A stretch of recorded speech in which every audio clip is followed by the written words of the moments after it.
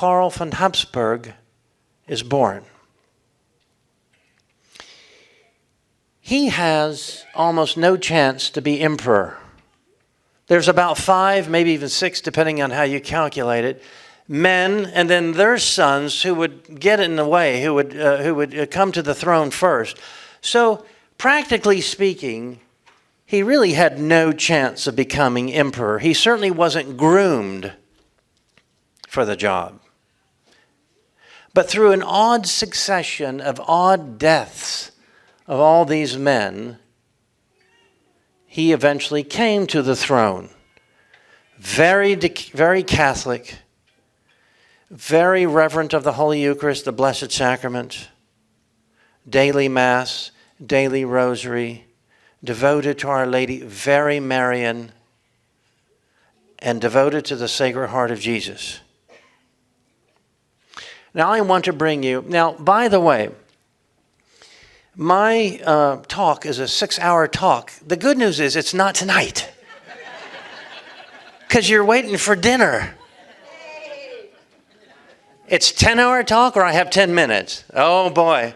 I'm a quarter of the way through. 10 minutes left. We bring him up at the symposium where the next one is actually coming in April 13th, here in Plano. And if you want to learn more about him, and you would attend that, and it's you can go to the website blessedkarl.org. That's with a K. In 1918, his uncle, in 1900 rather, his uncle, who is next in line, wanted to marry a Czech countess, but he was an archduke, so they were not on the same royal level. Don't you hate when that happens, you know?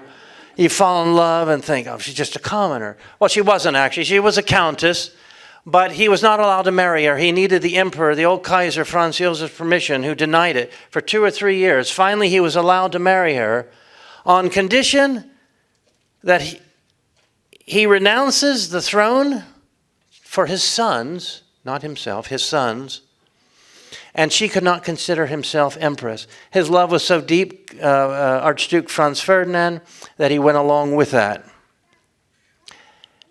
That was 1900.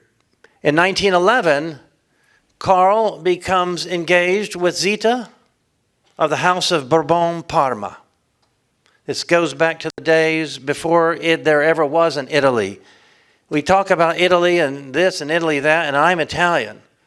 But there was no country named Italy until 1861, when there was a revolution that collapsed the various duchies and principalities and monarchies and the like, kingdoms. And so her family lost their kingdom.